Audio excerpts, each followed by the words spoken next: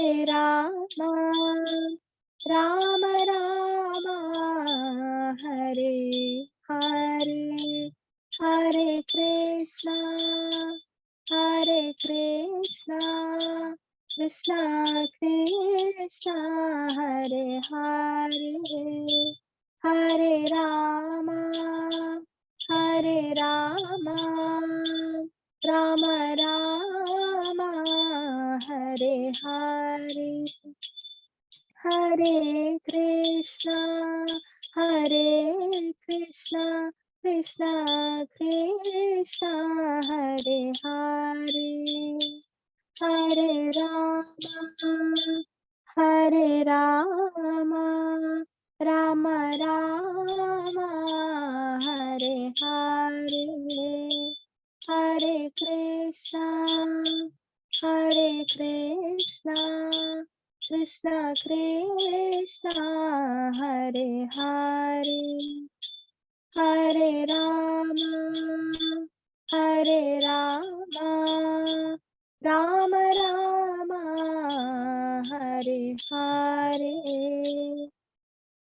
जय श्री राधे गोविंदा, राधे गोविंदा, राधे गोविंदा, जय श्री राधे गोविंदा, जय श्री गौरानिताई गौरानिताई गौरानिताई, जय श्री गौरानिताई, जय श्रीला प्रभुपादा प्रभुपादा प्रभुपादा, जय श्रीला प्रभुपादा।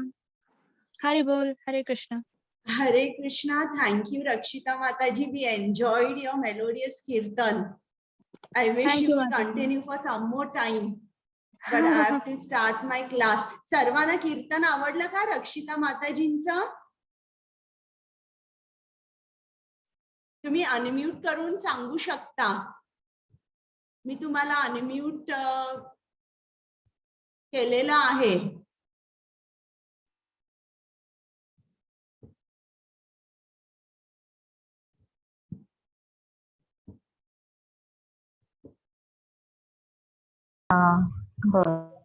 आवडलं का सर्वांना?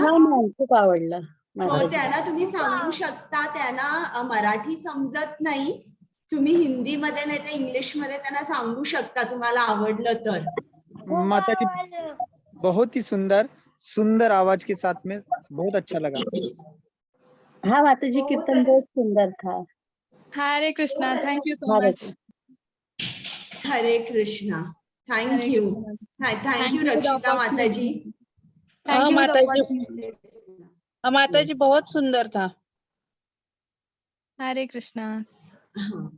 चालेल, चला आता आपण चालू करूया का वर्ग आपला? मी मंगलाचरण म्हणते आणि मग आपण चालू करूया. किती छान दिसतायत बघा श्री श्री राधा गोविंद। हरे कृष्णा। ओम अज्ञानतिमिरान्धस्य ज्ञानाञ्जनशलाकया चक्षुरुन्मीलितं येन तस्मै श्रीगुरवे नमः। श्रीचैतन्यमनोभीष्टं स्थापितं येन भूतले स्वयं रूप गदामह्यं ददाति स्वपदान्तिकम्। नमः ओम विष्णुपादाय कृष्ण पृष्ठाय भूतले श्रीमते भक्ति वेदांत स्वामिन् इति नामिने। नमस्ते सारस्वते देवे गौरवाणी प्रचारिणे निर्विशेष शून्यवादी पाश्चात्य देश तारिणे। हे कृष्णा करुणा सिंधु दीनबंधु जगत्पते गोपेश गोपिका कांत राधा कांत नमोस्तुते। तप्त कांचन गौरांगी राधे वृंदावनेश्वरी वृषभानुसुते देवी प्रणमामि हरिप्रिये। जय श्री कृष्ण चैतन्य प्रभु नित्यानंद श्री अद्वैत गदाधर श्रीवासादि गौर भक्तवृंद। हरे कृष्ण कृष्ण कृष्ण हरे हरे, हरे राम राम राम हरे हरे. सर्वांचं स्वागत आहे. आज आपण तिसरा अध्याय कर्मयोग शिकणार आहोत. प्रथम ज्यांच्या आनंदासाठी मी तुम्हाला भगवद्गीता सांगते आणि ज्यांच्या आनंदासाठी तुम्ही तास 2 तास बसून ऐकता, त्या श्री राधा गोविंदांना आपण इकडनं साष्टांग नमस्कार करूया. त्याचप्रमाणे कृपामूर्ती श्रील प्रभुपाद, ज्यांनी आपल्याला कृष्ण भावना भाविक जीवन कसं जगायचं हे शिकवलंय आणि त्यांनी आपल्यासाठी भगवद्गीता सोप्या शब्दात लिहून ठेवली. त्यांच्याशिवाय हा उपक्रम घडू शकला नसता. त्यांना सुद्धा दंडवत प्रणाम. त्याचप्रमाणे नामानिष्ठ प्रभूजी ज्यांनी या स्लाइड्स तयार केल्या आणि प्रेमा माताजी ज्यांनी मला ट्रेनिंग दिलं, त्या दोघांनाही माझा साष्टांग नमस्कार. आणि त्याचप्रमाणे कुमुद माताजी, पल्लवी माताजी आणि कीर्तनाला ज्या अगदी नियमित न चुकता वेळेवर बायका येऊन कीर्तन करतात, त्या सर्वांना मनापासून धन्यवाद. या सर्वांशिवाय आपण हा वर्ग चालू ठेवू शकलो नसतो. तर आपण आता काल बघितलं, अर्जुनानी पहिल्या अध्यायात सांगितलं की मी युद्ध करणार नाही. त्यांनी 5 कारणं सांगितली आणि त्या 5 कारणांवर अगदी बरोबर उत्तर कृष्णाने असं दिलं की ते अर्जुनाला सांगितलं की तू जे काय विचार करतोयस ते एकदम चुकीचे. जेव्हा अर्जुन म्हणाला करुणा हे सगळे माझे स्वजन आहे, तेव्हा कृष्णाने त्याला आत्मज्ञान दिलं. आपण हे शरीर नाही, आत्मा आहोत आणि आत्माचं एकसारखं स्थलांतर होत राहतंय आणि आत्मा हा अमर आहे. मग दुसरं कारण, अर्जुन म्हणाला आनंद नाही, तेव्हा कृष्णाने सांगितलं नाही, आनंद तर आहेच. तू जरी युद्ध हरलास, ठार झालास, तरी तुला वीरगती प्राप्त होईल. तू स्वर्ग लोकात जाशील आणि तिकडे तुला अनेक वर्ष सुख आणि आनंद यांचा उपभोग घेता येईल. आणि जर तू हे युद्ध जिंकलास तर तू पृथ्वीचा सम्राट होशील. याला म्हणतात कर्मकांड. म्हणजे जेव्हा आपण कर्म करतो त्या फळाकडे बघून आपण कर्म करतो. आता तिसरं कारण आहे पापी प्रतिक्रिया. अर्जुन म्हणाला की हे घोर कर्म मी करणार नाही. कृष्ण म्हणाला भक्ती योग जर तू केलास तर त्याच्यामध्ये कुठलंही पाप नाही. तर इकडे अर्जुनाने कृष्णाने शब्द वापरलाय बुद्धियोग. मग आपण नंतर त्याचं बघूया त्यावर अर्जुन काय म्हणणार आहे. मग आज मी तुम्हाला सांगणार आहे पारिवारिक परंपरा नष्ट होतील. आज इकडे 3.18 to 26 याचं उत्तर तुम्हाला मिळणार आहे. मग या 4 गोष्टींमुळे अर्जुन असमंजस होता. मग कृष्णाने त्याला सांगितलं तू असमंजस काय, कारण तुझ्या बुद्धीला अनेक शाखा फुटल्या आहेत. तुझी बुद्धी कशी पाहिजे, निश्चयात्मक पाहिजे. निश्चयात्मक म्हणजे काय की मी कृष्णाची आज्ञा जी काय आहे त्याचं पालन करणार आहे. ही तुझी निश्चयात्मक बुद्धी जोपर्यंत येत नाही तोपर्यंत तू असमंजस राहणार आहेस. काय चूक काय बरोबर आहे हे तुला लक्षात नाही येणार. मग अर्जुन म्हणाला असा कोण माणूस आहे ज्याची बुद्धी निश्चयात्मक आहे. तेव्हा कृष्ण त्याला स्थिताधीर मुनींबद्दल सांगतो.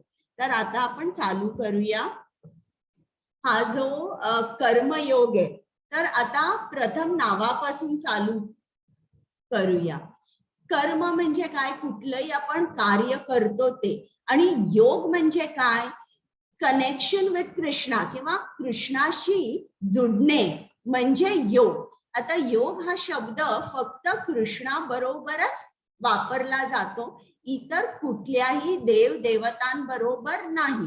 तर जेव्हा आपण कुठलंही कार्य, कुठलंही कर्म कृष्णासाठी करतो तो योग होतो. मग आता इकडे अर्जुनाचा प्रश्न आहे की मी काय करू? मी कर्म करत नाही, मी माझ्या कर्माचा त्याग करतो, मी युद्ध करत नाही. की मी कर्म करू? एकम वद, तू एक काहीतरी सांग. आता आपल्याला मी तुम्हाला पुढे सांगणार आहे की इकडे अर्जुनाचा गोंधळ झालेला आहे आणि त्याला समजत नाहीये निश्चित की काय करायचंय. मग कृष्ण त्याला सांगतो निष्काम कर्मयोग हे श्रेष्ठ आहे. आणि मग त्यांनी दुसऱ्या अध्यायात कर्मकांड सांगितलंय.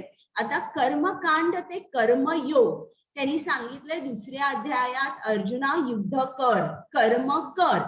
पण त्यांनी काहीतरी एक फळ अर्जुनाला दाखवलेलं आहे. आता तो कर्मकांडापासून कर्मयोगापर्यंत घेऊन जाणारे अर्जुनाला, त्याला सांगणारे कर्म माझ्यासाठी कर, माझ्या आनंदासाठी कर. मग आता इकडे उत्तर आहे की पारिवारिक परंपरा नष्ट होतील. तर त्यात कृष्णाने सांगितलंय की अर्जुन तू आदर्श आहे आणि तू तुझं कर्म कर, आणि तू जेव्हा तुझं कर्म करशील तेव्हा तुझी जी प्रजा आहे ती सुद्धा शांत राहील, अधर्म पसरणार नाही. मग अर्जुन म्हणतो की हो मला माझं कर्म करायचं आहे, पण असा कुठला शत्रू आहे, असा कुठला ब्लॉकर आहे की कुठला शत्रू आहे जो मला कर्म करायला देत नाही. मग कृष्ण त्याला सांगणार आहे कुठला शत्रू आहे जो तुला कर्म करू देत नाही. आता तुम्ही समजा जर अशा ठिकाणी आला, तुम्ही ड्रायव्हिंग करताय आणि तुम्ही अशा ठिकाणी आलात, आता तुम्हाला समजेल का कुठे जायचं ते? तुम्हाला अनम्यूट करता येतंय ना? सांगा बरं मला, हात वर करा.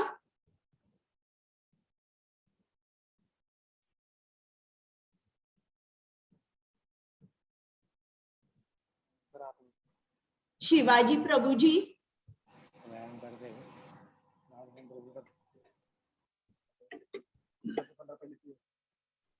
बोला बरं. प्रकाश प्रभूजी बोला.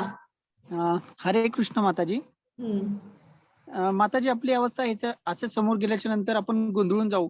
आपण थोडं ना इकडे जाऊ ना तिकडे जाऊ असं विचार करतच बसणार आहे की कुठे जायचे आपल्याला काही सुचणार नाहीये. बरोबर आहे. तशीच स्थिती अर्जुनाची झाली आहे. काल दुसऱ्या अध्यायात कृष्णाने बरंच काय काय सांगितलेलं आहे. त्यांनी काय सांगितलेलं आहे? ज्ञानयोग थोडा सांगितलेला आहे, थोडा बुद्धियोग सांगितलेला आहे, थोडा कर्मयोग सांगितलाय, थोडा हठयोगी सांगितलेला आहे. आता अर्जुनाला प्रश्न पडलाय की आता मी काय करू? आणि तो त्याला खरं म्हटलं तर युद्ध करायचं नाहीये. आणि जेव्हा जेव्हा कृष्ण त्याला काही सांगतोय कर्मयोगाबद्दल, बुद्धियोगाबद्दल, भक्ती योगाबद्दल, तेव्हा तो अगदी कान देऊन ऐकतो. काल अर्जुनाने ऐकलं कृष्णाकडून की आपण हे शरीर नाही, आपण आत्मा आहोत.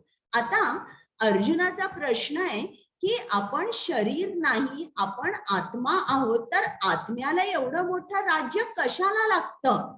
आणि श्रील प्रभुपादांनी तात्पर्यामध्ये लिहिलेलं आहे की आत्मा केवढा लहान असतो. तुम्ही तुमचा केस घ्या, केसाचं टोक घ्या, त्या टोकाचे 10,000 तुकडे करा. एक तुकडा जितका लहान असेल तितका आपला आत्मा लहान असतो. मग हे आत्म्याचं ज्ञान दिल्यावर अर्जुनाला वाटलं अरे मी कशाला मग आता कर्म करू? मी कर्म करत नाही. आणि दुसरा अध्याय 49वा जो श्लोक आहे त्यात अर्जुनाला कृष्णाने सांगितलंय दूरेण यवरम कर्म बुद्धी योगा धनंजय. इकडे त्यांनी काय सांगितलंय की बुद्धियोग हा श्रेष्ठ आहे आणि सकाम कर्मयोग आहे तो तुच्छ आहे. मग आता अर्जुनाला असं वाटतं की जर कर्मयोग तुच्छ आहे आणि बुद्धियोग श्रेष्ठ आहे, तर मी बुद्धियोग करीन. इकडे कृष्ण बुद्धियोग म्हणजे भक्तियोग असा सांगायचा प्रयत्न करतोय, पण अर्जुनाचं कन्फ्युजन झालं. तो बुद्धियोग म्हणजे ज्ञानयोग असं त्याला वाटलं, म्हणून तो म्हणाला की मी हे कर्म, घोर कर्म करत नाही. मी जंगलामध्ये जातो, पुस्तकं उघडून बसतो, ध्यान करतो, जप करतो आणि ज्ञान घेतो. मी कर्म करत नाही, कारण तूच सांगितलंयस की ज्ञान योग श्रेष्ठ आहे आणि सकाम कर्मयोग हा तुच्छ आहे. मग आणि दुसरीकडे कृष्णा, तू मला हे पण सांगितलंयस अर्जुना, कर्म कर, कारण तू जेव्हा माझ्या आदेशाचं पालन करतोयस त्यावेळेला तुला पाप लागणार नाही. तू जेव्हा भक्तियोग करतोयस तेव्हा तुला पाप लागणार नाही. मग आता अर्जुन म्हणतो की काय करू मी? एकम वद म्हणजे एक काहीतरी मला सांग. हरे कृष्णा. कुमुद माताजी. हरे कृष्णा. कर्मेंद्रियाणि संयम्य य आस्ते मनसा स्मरन् इंद्रियार्थान् विमूढात्मा मिथ्याचारस उच्यते. हरे कृष्णा. हरे कृष्णा. तू कर्मेंद्रिय संयमित करतो, परंतु ज्याचे मन इंद्रिय विषयांचे चिंतन करीत आहे तो निश्चितपणे स्वतःची फसवणूक करतो आणि अशा मनुष्याला मिथ्याचारी म्हटले जाते. हरे कृष्णा. आता इकडे मला तुम्ही सांगा की हा तुम्हाला साधू जो दिसतोय असं वाटतंय का की हा साधू आहे, किंवा याच्याकडे बघून तुम्हाला काय वाटतंय? हात वर करा. ज्यांनी उत्तर दिली आहेत त्यांनी हात खाली करा. सुकृता माताजी बोला. मला नाही वाटत आहे की हा साधू आहे, कारण त्याच्या हातामध्ये आपल्याला सिगरेट दिसतेय, तो फोनवर बोलतोय, म्हणजे त्याचं मन शांत नाहीये. कारण शक्यतो जे साधू असतात आणि जे साधारण स्पिरिच्युअल असतात ते जास्त फोनवर पण नसतात, आणि मेन म्हणजे व्यसन नाही करत शक्यतो अशी माणसं. हो, खूप छान. तर आता इकडे या माणसाचा वेश कसा आहे? एका भक्तासारखा आहे, एका साधू सारखा आहे, पण त्याचं मन कुठे आहे? त्याचं मन विषयांमध्ये आसक्त आहे. म्हणून कृष्ण काय सांगतोय आपल्याला की मला मिथ्याचार आवडत नाही, मला सदाचार आवडतो. मला मिथ्याचार अजिबात आवडत नाही. आता तो अर्जुनाला म्हणतोय, अर्जुना तुला युद्ध करायचं नाहीये, ठीक आहे, तू इकडे जाशील, जंगलामध्ये जाशील, पण तुझ्या मनाचं तू काय करशील? मन तर हे तुझ्या बरोबरच असेल. आणि अर्जुन तू क्षत्रिय आहेस हे विसरू नकोस.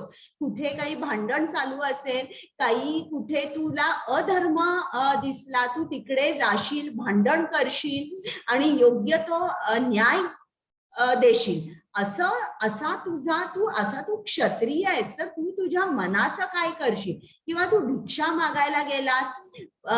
पूर्वी अशी प्रथा होती, म्हणजे आता मी तुम्हाला 5000 वर्ष पाठीमागे घेऊन जाते. भिक्षा मागायला जेव्हा एखादा संन्यासी ब्राह्मण जात असे तेव्हा तुम्ही त्याला नाही म्हणू शकत नव्हता. जे काय अगदीच घरी काहीच अन्नधान्य नसेल तरच तुम्ही ते सांगू शकता त्याला की आज काही नाहीये, पण तरी अशा वेळेला सुद्धा पाणी किंवा दूध आपण काहीतरी, जे कोण भिक्षा मागायला येतात त्यांना रिकामी हाती कधीच पाठवत नाही. तर कृष्ण म्हणाला की तुला दिसलंय की हे सर्वसंपन्न घर आहे आणि तुला काही देत नाहीये, तू तुझी तलवार काढशील आणि हा मिथ्याचार होईल, आणि मला मिथ्याचार अजिबात आवडत नाही. आता बघा, समजा जर हॉस्पिटलमध्ये काही जण ऍडमिट असतात आणि त्यांचं ऑपरेशन असतं, त्याच्यामुळे सकाळपासून त्यांना काही खायला प्यायला देत नाही. आता असा जर एखादा पेशंट असेल आणि त्या दिवशी एकादशी असेल आणि त्यांनी सांगितलं मी एकादशी केली, तर हे बरोबर आहे का?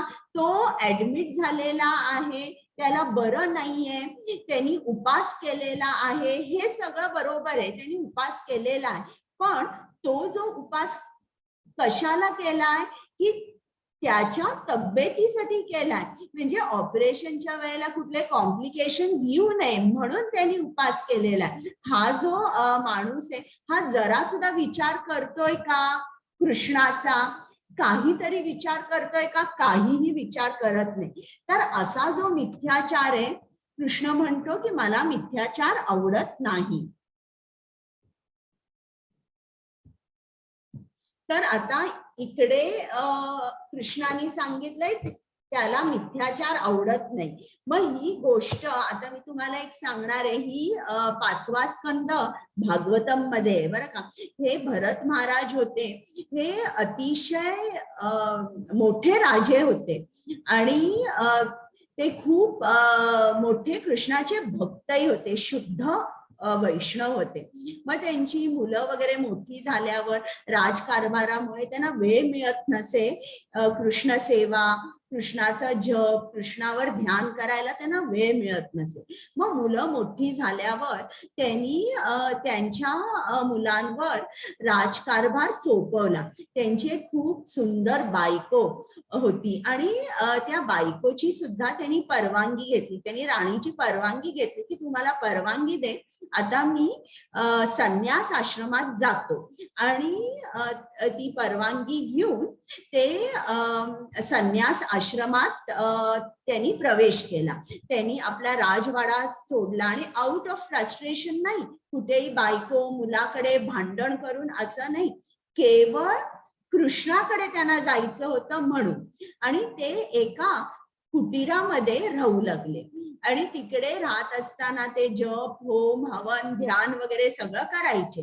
एकदा ते कुटीरात असताना त्यांना आवाज ऐकू आला, मोठी डरकाळी ऐकू आली आणि ते बाहेर आले आणि बघतायत तर काय, एक गर्भवती हरण होती आणि ती जोरात पळत होती आणि तिच्या पाठीमागे एक वाघ लागला होता आणि आपला बचाव करण्यासाठी तिने जवळच एक नदी होती, त्या नदीमध्ये उडी मारली आणि मग त्याच्यानंतर तो वाघ गेला.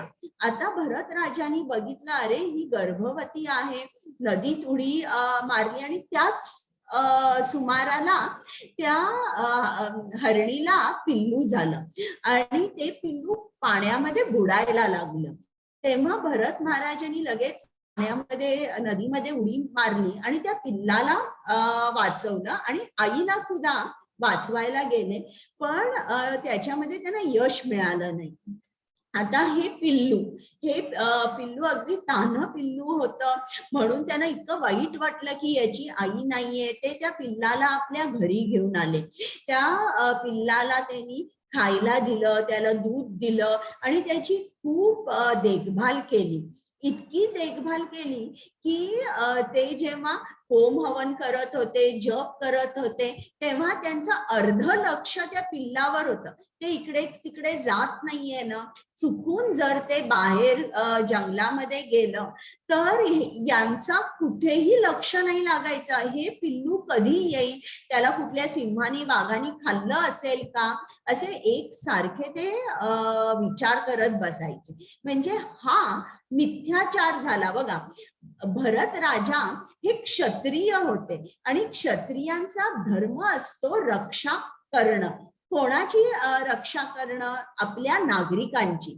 आणि त्या काळी श्रील प्रभुपादांनी त्यांच्या तात्पर्यामध्ये लिहिलेलं आहे की एका देशाचे नागरिक म्हणजे कोण? फक्त मानवच का? नाही, त्या जमिनीवर ज्या ज्या प्राण्यांनी जन्म घेतला किंवा त्या देशात, त्या राज्यामध्ये जे जे प्राणी राहतात, ही सुद्धा त्या देशाची नागरिकच आहेत. तर भरत राजा जो होता अगदी तो हाडाचा क्षत्रिय होता.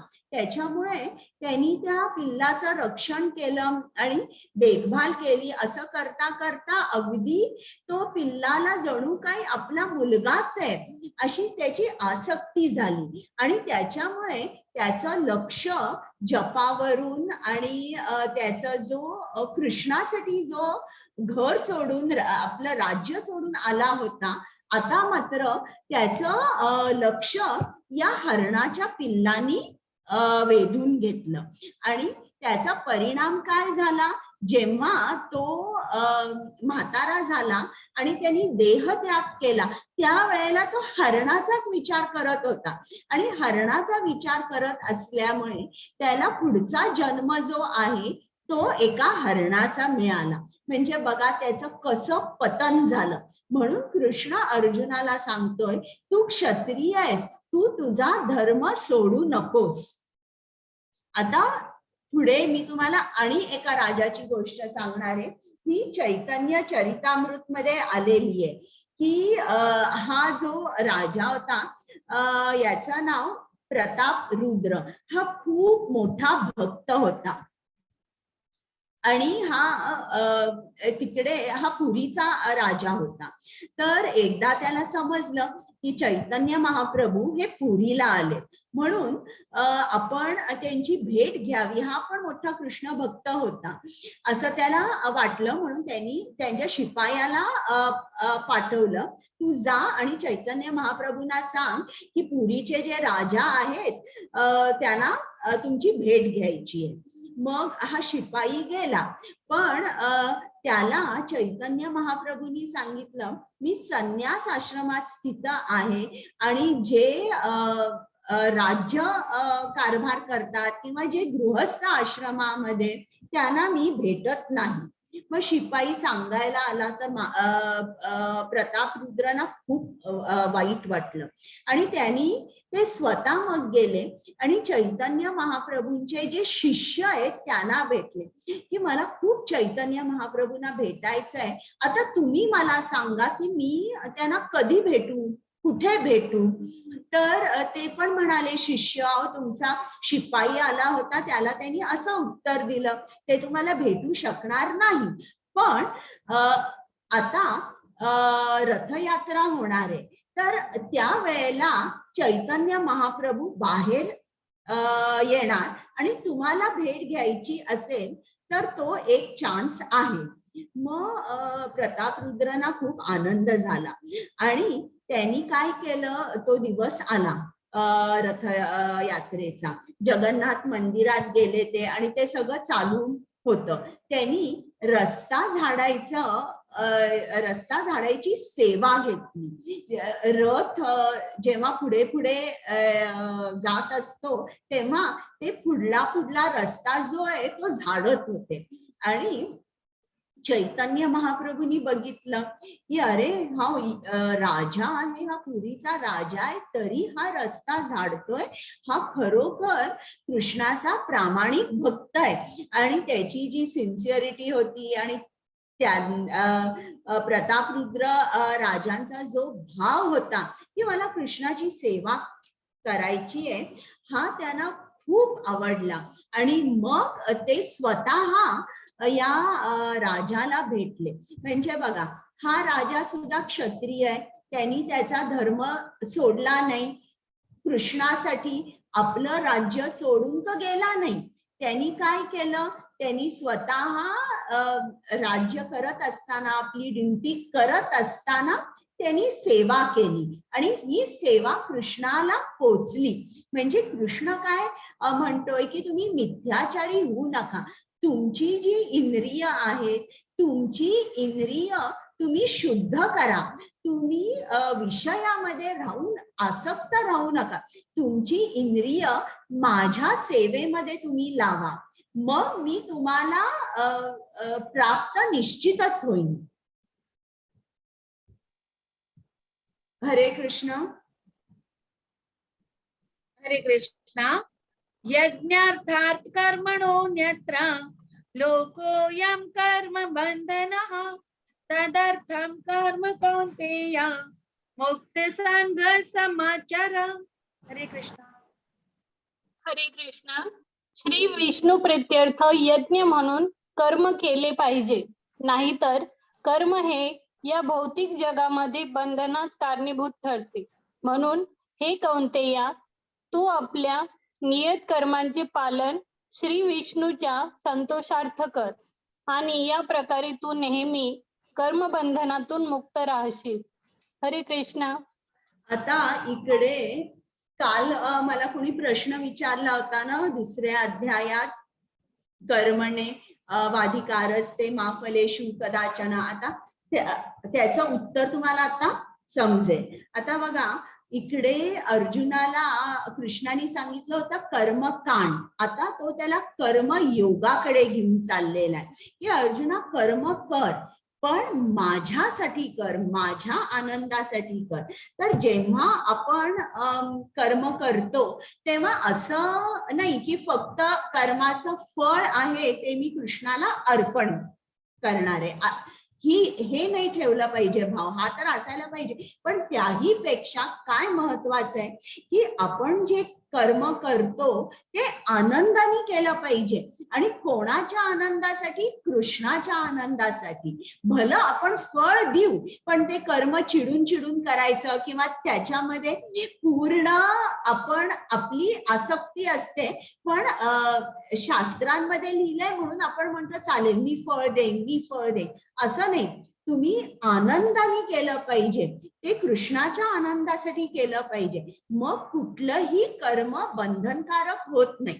आता बघा, कुठलंही कर्म, आता समजा जर एक चाकू आहे, आता हा चाकू जर एका चोराने घेतला, तो चोर काय करेल?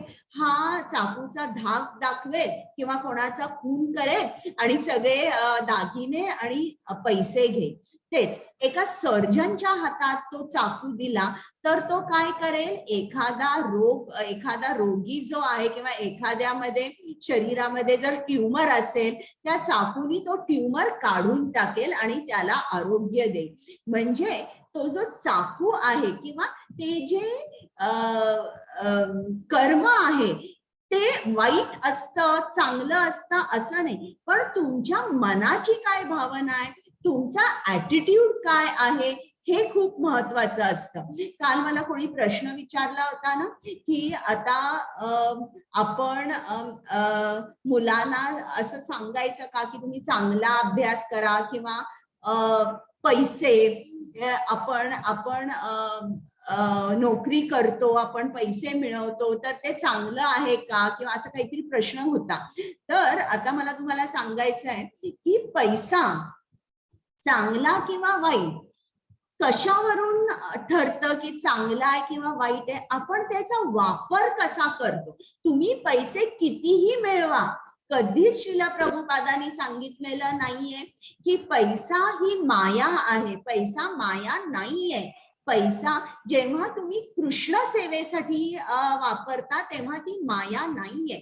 कुठल्याही विद्यार्थ्यांनी चांगला अभ्यास केला पाहिजे, चांगली त्याची प्रगती झाली पाहिजे, चांगलं शिक्षण घेतलं पाहिजे, नोकरी केली पाहिजे, उत्तम प्रमोशन, पैसा मिळवला पाहिजे. पण त्या पाठचा हेतू काय आहे? त्या चोरासारखा आहे का? मला अमक्याला लुटायचं आहे आणि हे करायचंय आणि स्वतःसाठी आपल्या इंद्रियांच्या तृप्तीसाठी तो पैसा मिळवायचा आहे, तर तो बंधनकारक होतो. पण तोच पैसा जेव्हा तुम्ही कृष्ण सेवेमध्ये लावता, तोच पैसा तुम्हाला मुक्ती प्रदान करतो.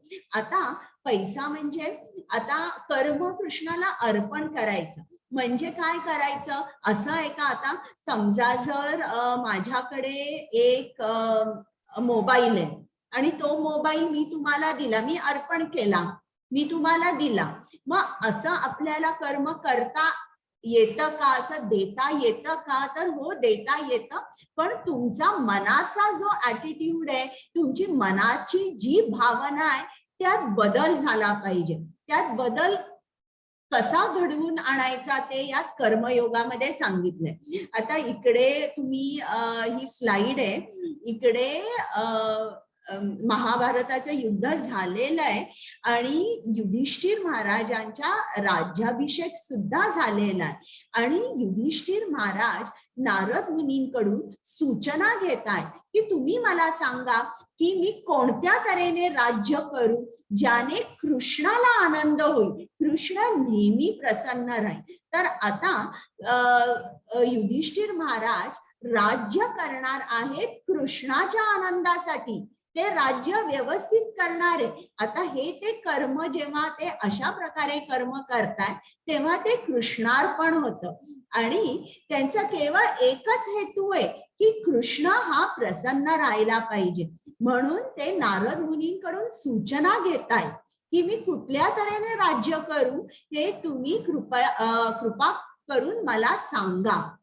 तर याला म्हणतात सर्वंट लीडरशिप. म्हणजे हा जो राजा आहे हा लीडर नाहीये. आत्ताचे जसे पॉलिटिशियन्स स्वतःला समजतात नेते नेते असं म्हणतात, नाही. दिस इज कॉल्ड सर्वंट लीडरशिप. म्हणजे युधिष्ठिर महाराज हे कृष्णाच्या ऑन बिहाफ ऑफ कृष्णा, म्हणजे ते अशा तऱ्हेने राज्य करणारे की कृष्णाला आनंद होणारे, जणू काही कृष्णाचे सेवक म्हणून ते राज्य करणारे. जरी त्यांना राजाचं पद मिळालं तरी त्याला म्हणतात सर्वंट लीडरशिप. आता आपल्याला काय करता येईल? आता आपल्याला सुद्धा कर्मयोग करायचा आहे. मग आपण हा कर्मयोग कसा करायचा? तर इकडे आता बघा एक सायकल दाखवलेलं आहे. याला त्यागाचे चक्र म्हटलेलं आहे.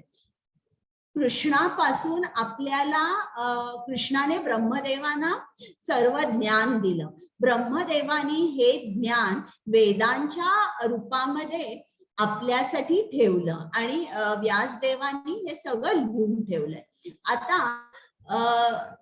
एक इकडे त्यांनी जे उदाहरण घेतलंय ते एका शेतकऱ्याचं घेतलेलं आहे. तर हा जो शेतकरी आहे हा यांनी वेदांमध्ये उघडून वाचलेलं आहे की आपलं विहित कर्म आपण कसं केलं पाहिजे आणि त्याप्रमाणे तो कर्म करतो. म्हणजे जेव्हा आपण शास्त्र वाचतो, शास्त्र उघडतो आणि त्याप्रमाणे कर्म करतो, त्या कर्माला त्यागाचं स्वरूप प्राप्त होतं. आता जेव्हा आपण शास्त्र वाचत नाही, आपल्या मनाप्रमाणे कर्म करतो की मला हे वाटतं योग्य आहे, मला हे वाटतं अयोग्य आहे, आपण वेद उघडत नाही, आपल्या मनाप्रमाणे आपण करतो, तेव्हा त्याला त्याग म्हटलं जात नाही. तर तो शेतकरी आहे, तो आपलं विहित कर्म करतोय आणि त्या विहित कर्माला त्यागाचं स्वरूप आल्यामुळे सगळे देवदेवता जे आहेत ते प्रसन्न झालेले आहेत. आणि हे जे देवदेवता आहेत हे जणू काही या ब्रह्मांडाचे मॅनेजर्स आहेत आणि कृष्ण हा CEO आहे आणि त्याच्या हाताखाली हे सगळे जे मॅनेजर्स आहेत, वरुण देव, सूर्यदेव, हे सगळे त्याच्या इन्स्ट्रक्शन्सच्या खाली काम करत आहेत. तर जेव्हा या शेतकऱ्यांनी विहित कर्म केलं, देवदेवतांना आनंद झाला आणि योग्य तितकाच पाऊस त्यांनी दिला. आणि पाऊस दिल्यानंतर पाऊस, ऊन जितकं हवं तितकंच त्या शेतकऱ्याला मिळालं किंवा त्या देशामध्ये प्राप्त झालं. आणि त्यांनी धान्य उगवलं, खूप धान्य उगवलं, कारण हा त्याग झाला. मग धान्य उगवल्यानंतर ते त्या शेतकऱ्यांनी जेवण केलं, अन्न शिजवलं आणि हा जो प्रसाद आहे हा त्यांनी कृष्णाला अर्पण केला. म्हणजे ही जी सायकल आहे की कृष्णापासून हे ज्ञान मिळालं, कर्म कसं करायचं, त्याला त्यागाचं रूप आलं, त्यागामुळे पाऊस जितका हवा तितकाच पडला. श्रीमद भागवतम मध्ये दिलेलं आहे 4 तऱ्हेचे पाऊस असतात आणि त्यागापासून उत्पन्न होणारा जो पाऊस आहे त्यानीच जमीन सुपीक होते आणि आपल्याला अन्नधान्य भरपूर मिळतं, कुठेही कमी नसते. युधिष्ठिर महाराजांचं जे राज्य होतं ते अगदी रामराज्यासारखं होतं. त्यात भागवतम मध्ये दिलेलं आहे की सगळेजण आनंदाने, सगळे नागरिक आनंदाने कर आपल्या राजाला द्यायचे, कारण इतकं सगळं सुख संपन्नता होती. असं म्हटलंय श्रीमद भागवतम मध्ये की झाड, वृक्ष, वेली हे सुद्धा युधिष्ठिर राजांना फळ फुलं या फळ फुलं अशा तऱ्हेने ते सुद्धा राजाला कर देत असे. असं त्यांच्या राज्याबद्दल राज्याचं त्यांनी डिस्क्रिप्शन दिलेलं आहे की अशा तऱ्हेने ते सुराज्य होतं. पण ते सुराज्य का होतं? प्रत्येक जण त्यांचे विहित कर्म करत होते आणि मग त्या विहित कर्माला त्यागाचं रूप आलं आणि मग हे सगळं परत ते कृष्णाला अर्पण केलं. तर आता आपण काय करू शकू? आपण सुद्धा असंच करू शकू. आपण आपले कर्म करतो, आपल्याला दर महिन्याला पगार मिळतो, मग आपण काय करायचं? त्या पगारातून आपण सुद्धा अन्न, भाजी, फळं, दूध जेव्हा घरी आणतो आणि आपण जेवण करतो, आपण सुद्धा पहिल्यांदा जेवण जे आहे ते कृष्णालाच अर्पण करायचं, कारण अशा तऱ्हेने आपली शुद्धी होते. आता पुढच्या श्लोकामध्ये मी सांगणार आहे की शुद्धी आपली कशी होते ते, पण त्या अगोदर आता हे जे आता अर्जुन आता आपल्याला यज्ञ करायला सांगितलं. यज्ञाचा जर खरा अर्थ जर तुम्ही असं बघितला तर आपण कृष्णाच्या आनंदासाठी जे काही कर्म करतो त्याला आपण यज्ञ म्हणतो.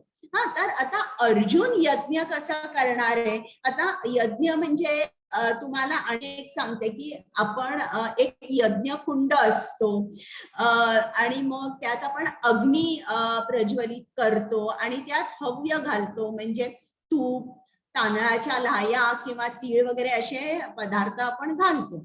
तर ते यज्ञ कुंड म्हणजे विष्णूचं मुख असं म्हटलेलं आहे आणि तो जो अग्नी प्रज्वलित केला जातो त्याला विष्णूची जिव्हा म्हटलेली आहे. आणि योग्य मंत्र उच्चार झाल्यानंतर विष्णूपर्यंत ते हव्य पोचतं, तो प्रसन्न होतो आणि जो हवा तो वर, जो यजमान असतो त्याला हवा तो वर मिळतो. तर आता इकडे अर्जुनासाठी यज्ञकुंड म्हणजे काय आहे? यज्ञकुंड म्हणजे ती युद्धभूमी हे यज्ञकुंड आहे. मग त्याच्यामध्ये तो आहुती देणार आहे, त्याचे बाण म्हणजे आहुती असणार आहे आणि हे सगळं तो कोणाच्या आनंदासाठी करणार आहे? कृष्णाच्या आनंदासाठी. म्हणजे तो जे काही कर्म करणार आहे त्याला यज्ञाचं रूप मिळणार आहे. आता एक ब्रह्मचारी काय करतो? आपले जी सर्व इंद्रिय आहेत त्या इंद्रियांना तो कृष्ण सेवेमध्ये लावतो. आपल्या कानाने कृष्ण कथा ऐकतो आणि आपल्या डोळ्यांनी कृष्णाचा अर्च विग्रह बघतो. आणि याची आहुती म्हणजे काय आहे? याची आहुती म्हणजे वेदवाणी आहे, जप आहे, तो रोज जप करतो, गीता श्लोकांचं पठण करतो. तर अशा तऱ्हेने त्याची जी आहुती आहे ती म्हणजे वेदवाणी किंवा कृष्णाचं नाम घेणे. तर अशा तऱ्हेने ब्रह्मचारी यज्ञ करतो. मग एका गृहस्थानी काय करायचं? आता एखादा गृहस्थ आहे, त्याचं लग्न झालेलं आहे आणि त्याला मुलं आहेत. आता या मुलांना जेव्हा तो कृष्ण भावना भावित जीवन जगायला शिकवतो, कृष्णाची माहिती देतो, त्याला रोज मंदिरात घेऊन जातो. अशा तऱ्हेने ज्याप्रमाणे गौरमोहन डेनी शिल प्रभुपादांना वाढवलं, तर त्याप्रमाणे जेव्हा अशा तऱ्हेने आपण मुलांना वाढवतो, आपल्याला मुलं कृष्णाच्या कृपेमुळे प्राप्त होतात आणि ती जेव्हा आपण परत कृष्णाला देतो तेव्हा ही सायकल जी आहे ही पूर्ण होते. आणि विवाहात स्थित असून सुद्धा ते एक विवाह यज्ञ होतं. तर आपल्याला आता कृष्णासाठी हे हा कर्मयोग करायचा आहे. हरे कृष्ण. हरे कृष्ण माताजी. वेदांमध्ये सांगितल्याप्रमाणे यज्ञ केल्याने सर्व क्रिया शुद्ध होतात. आहार शुद्धो सत्वशुद्धी ध्रुवा स्मृती स्मृती लभ्ये सर्व ग्रंथीनाम विप्रमोक्षः. यज्ञ केल्याने मनुष्याचा आहार शुद्ध होतो आणि शुद्ध आहार ग्रहण केल्याने त्याचे जीवन शुद्ध बनते. जीवन शुद्धीमुळे स्मृतीमधील अतिसूक्ष्म ऊतींचे देखील शुद्धीकरण होते आणि जेव्हा स्मृती शुद्ध होते तेव्हा मनुष्य मोक्ष मार्गाबद्दल विचार करू शकतो आणि या सर्वांची परिणिती वर्तमान समाजासाठी अत्यावश्यक असणाऱ्या कृष्ण भावनेमध्ये होते. हरे कृष्ण. कुमुद माताजी तुम्ही हात वर केलाय. येस माताजी, मला पोस्ट करा. हा, तर लेफ्ट होऊन गेले होते माताजी. माताजी म्हणून. बरं बरं चालेल, ठीक आहे. हे आता वाचलं पल्लवी माताजींनी. ओके. हा चालेल. तर आता आपल्याला इकडे आपण बघितलं या स्लाइड मध्ये आपण अन्न जे भोजन आहे ते कृष्णाला अर्पण करायचंय. हे कृष्णाला का अर्पण करायचं ते इकडे सांगितलंय. आता एक तर आपण कुठलेही नॉनव्हेज पदार्थ, अंडी वगैरे ही अजिबात खायची नाहीये. बरं, इकडे त्यांनी काय सांगितलंय की जेव्हा आहार तुमचा शुद्ध असतो तेव्हा तुमची स्मृती जी आहे ती शुद्ध होते. आता स्मृतीचा आणि आहाराचा काय कनेक्शन आहे? आता बघा, आपण समजा जरी व्हेजिटेरियन फूड शाकाहारी जेवण जेवलो तर मग तरी सुद्धा काही पालक असतो, कोथिंबीर असते, मेथी असते जी उन्मळून आपण काढतो. म्हणजे जीवाला आपण मारतोच ना. आणि त्याशिवाय शक्यच नाहीये की आपल्याला काही खायला मिळेल. जीवो जीवस्य भोजनम, प्रत्येक जीव दुसऱ्या जीवावर अवलंबून असतो. मग कृष्ण म्हणतो असं नॉनव्हेज तर खायचं नाहीच, पण व्हेजिटेरियन शाकाहारी जेवणामध्ये सुद्धा पाप आहे. मग हे जे पाप जर तुम्ही ग्रहण केलं, तुम्ही मला दाखवलं नाही, तुम्ही मला अर्पण केलं न करता तुम्ही अन्न ग्रहण केलं, तर केवळ तुम्ही पाप भक्षण करत आहात. तुम्हाला त्याचे परिणाम भोगावे लागतील. आणि परिणाम रूपी काय होतं, तुमच्या मेमरी सेल्स ज्या आहेत त्या मेमरी सेल्स ऑप्टिमम लेवलला त्या कार्य करू शकत नाही. त्यांची जी मेटाबॉलिझम आहे ती स्लो डाऊन होते आणि त्याचा परिणाम काय होतो की आपलं मन जे आहे हे कृष्ण भावना स्वीकारण्यासाठी अजिबात तयार होत नाही. असं इकडे त्यांनी सांगितलेलं आहे की जेव्हा तुम्ही शुद्ध आहार खाता, शुद्ध आहार म्हणजे कृष्णाला जो आपण अर्पण केलेला आहे तो आहार आपण जेव्हा खातो तेव्हा आपली जी स्मृती आहे ती शुद्ध असते. आणि स्मृती शुद्ध झाल्यावरच माणूस विचार करू शकतो मोक्षाचा, मुक्तीचा आणि कृष्णाचा. तो विचार करू शकतो, तोपर्यंत नाही. आता फार पूर्वीचे जर तुम्ही लोक बघितली तर त्यांचा आहार कसा होता, बऱ्यापैकी सात्विक होता. आणि अनेक वर्षांपूर्वी जर तुम्ही बघितलं, जे ऋषी मुनी होते तेव्हा कोणी काही लिहून ठेवायचे नाही. हे जे ऋषी होते हे ऋषी आपल्या शिष्यांना तोंडीत सगळं सांगायचे. सगळे श्लोक वगैरे तोंडी सांगायचे आणि सांगितल्या त्यांना लक्षात राहायचे, पाठ व्हायचे त्यांना. ते का व्हायचं? या कारणामुळे व्हायचं, त्यांचा आहार शुद्ध होता. आहार शुद्ध असल्यामुळे त्यांच्या ज्या मेंदू मधल्या ज्या पेशा होत्या त्यांचं मेटाबॉलिझम परफेक्ट होतं, ऑप्टिमम होतं. तर इकडे आपल्याला समजतं की आपण कृष्णालाच अर्पण करून मगच आपण खाल्लं पाहिजे. नंतर आपला क्लास संपल्यानंतर मी तुम्हाला सांगेन की कांदा आणि लसूण सुद्धा खायचं नाही. हरे कृष्ण. हरे कृष्ण माताजी. भगवत भक्त हे सर्व प्रकारच्या पापातून मुक्त होतात, कारण ते सर्वप्रथम यज्ञाला अर्पण केलेले अन्न ग्रहण करतात. इतर लोक जे आपल्या स्वतःच्या इंद्रिय भोगाकरिता भोजन बनवितात ते खरोखर केवळ पापच भक्षण करतात. हरे कृष्ण. हरे कृष्ण. हरे कृष्ण माताजी. श्लोक नंबर 14. सर्व प्राणी मात्र अन्नधान्यावर जगतात, जे पावसापासून उत्पन्न होते. पाऊस यज्ञापासून उत्पन्न होतो आणि यज्ञ विहित कर्मापासून होते. हरे कृष्ण. तर आता त्यांनी इकडे ही स्लाइड दाखवलेली आहे की इकडे एक कुटुंब आहे आणि हे कुटुंबामध्ये हे संकीर्तन करताय, जप करताय.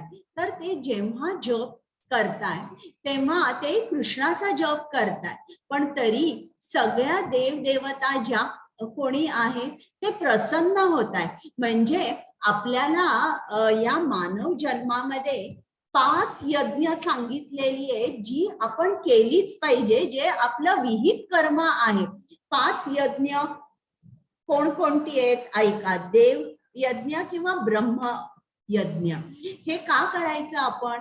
कारण हे जे देवदेवता आहेत अविरत आपल्यासाठी काम करत असतात. सूर्यदेव ऊन देत असतो, वरून देवता जल आपल्याला देते. तर असे हे जे सगळे देवदेवता आहेत, आपलं हे जे हा जो ब्रह्मांड आहे हा चालू ठेवण्यासाठी ते आपल्याला अनेक गोष्टी देत असतात. मग त्यांच्या प्रती आपल्याला कृतज्ञता ही दाखवावीच लागते. आता आपल्याला शक्य आहे का की रोज उठा, सूर्यदेवाचा मंत्र म्हणा, रोज इंद्रदेवाची पूजा करा? हे शक्य नाहीये. बरं, हा देव यज्ञ किंवा ब्रह्म यज्ञ झाला.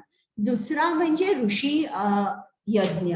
आपल्या ऋषी मुनींचे आपल्यावर अनंत कोटी कोटी उपकार आहेत. त्यांनी आपल्यासाठी हे सर्व ग्रंथ लिहून ठेवलेले आहेत आणि कसं विहित कर्म आपण कसे केले पाहिजे हे सगळी पुराण शास्त्र ही त्यांनी आपल्यासाठी लिहून ठेवली आहे. तर त्यांच्या प्रती सुद्धा आपण कृतज्ञ राहिलं पाहिजे. मग आपल्याला रोज ऋषी यज्ञ करता येईल का? तोही शक्य नाही. मग पितृ यज्ञ, याच्यामध्ये 2 ऍस्पेक्ट्स आहेत की जे आपले आई वडील आहेत आणि जे जिवंत आहेत त्यांची मनापासून सेवा केली पाहिजे. आणि जे पूर्वज आहेत किंवा जे आपले अँसेस्टर्स आहेत जे आता नाही आहेत तर त्यांना सुद्धा आपण त्यांची सुद्धा आपण पूजा केली पाहिजे. म्हणजे उदाहरणार्थ आता पक्ष 15 असतो भाद्रपद महिन्यामध्ये, त्यांना अगदी आपण त्यांच्या तिथीला पान हे वाढलंच पाहिजे.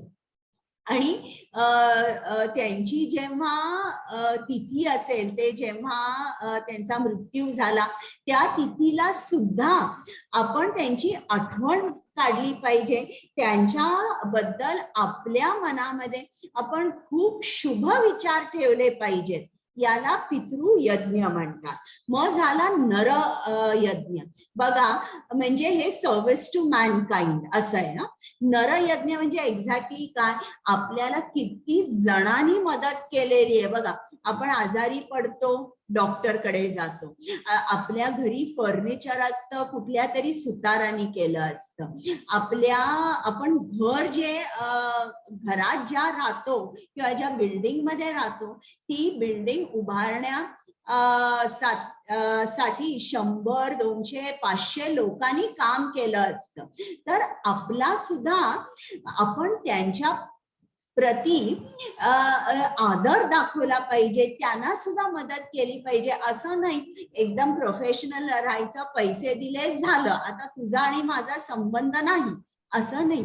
नर यज्ञ म्हणजे ज्यांनी आपल्याला मदत केली आहे त्या सर्वांच्या प्रती आपण कृतज्ञता ही दाखवली पाहिजे. आणि भूत यज्ञ यज्ञ म्हणजे जे प्राणी आहेत ते आपल्याला, गाय बघा आपल्याला दूध देते, दुधामुळे आपल्याला केवढी शक्ती मिळते.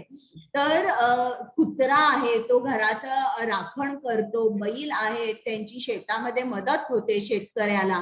तर अशा तऱ्हेने अनेक प्राणी आपल्याला मदत करत असतात.